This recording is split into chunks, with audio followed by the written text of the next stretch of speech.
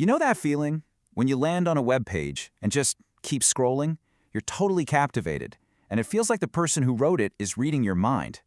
Well, today, we're going to pull back the curtain on that whole experience.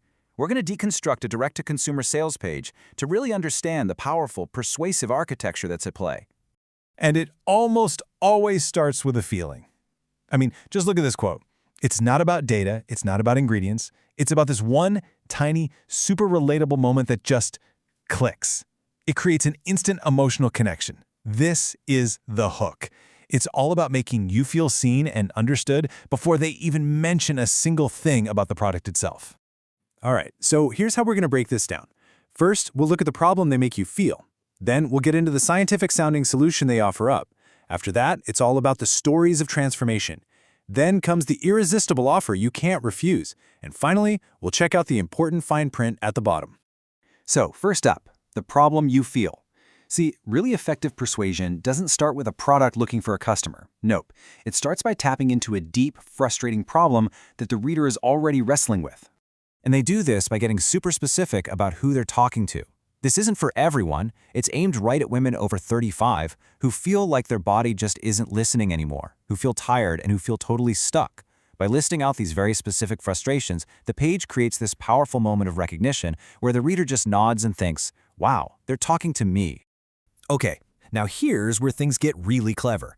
Once they've got you hooked with that emotional connection, the whole strategy shifts. It pivots from feelings to what sound like facts, laying out this logical, almost clinical explanation.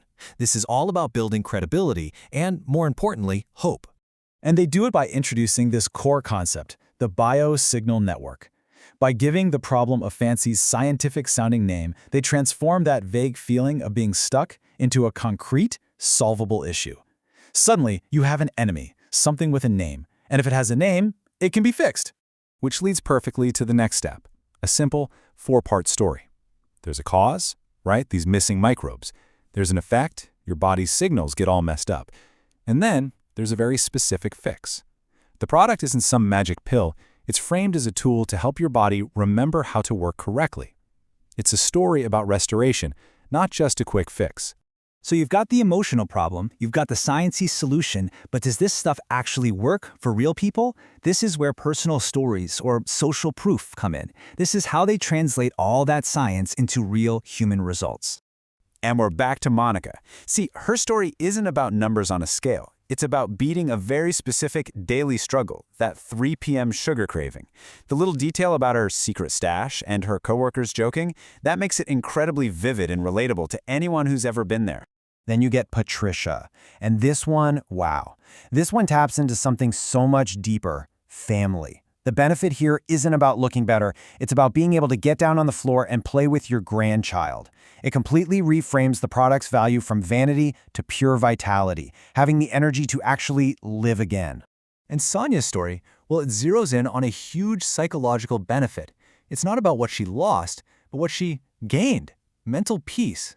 That feeling of relief from constantly thinking about food is positioned as the real win, which is so appealing to anyone just exhausted by that mental battle. And then this is such a crucial move. Right after they hit you with all these deep, personal, emotional stories, bam, they drop this, a huge, very specific number. This is designed to take those individual stories and make you think, okay, these people aren't just one-offs. It suggests that their experience is the norm for a massive, satisfied group of people.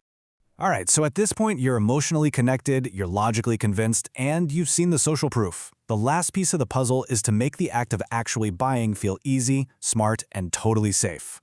Enter the irresistible offer. This tiered pricing thing is a classic. I mean, you see it everywhere, right? The starter package at $79 a bottle is what we call an anchor. It's there to make the best value option at $49 look like an incredible deal. It's all about guiding you toward the biggest, most cost-effective choice. And just in case you are on the fence about which one to get, they straight up tell you what everybody else is doing. By saying 96% of customers choose the 6-bottle option, they're using social proof again to make that big purchase feel like the normal, obvious, and recommended choice. Now, to get rid of any last-minute doubts, you see this? A seriously powerful risk reversal strategy.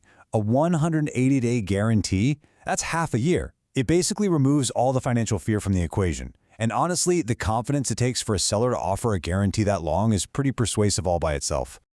And for the final push, a little sprinkle of urgency. When they mention small runs and a high sellout risk, they're trying to create a fear of missing out. It's a powerful nudge to get a potential customer to go from "I'll think about it" to "I better get this right now." Okay, let's scroll all the way down to the bottom of the page, to the part most of us skip. This stuff isn't just filler text. The fine print has a really critical legal job to do, and it carefully walks the line between marketing claims and actual medical promises. You see these phrases on supplements for a reason. They're legally required to make it clear that this is a dietary supplement, not a drug. They're saying that those amazing stories from Monica and Patricia, well, those are their experiences, and they are not a guarantee that you'll get the same results. This language is all there to protect the company, while still letting that persuasive story do its magic.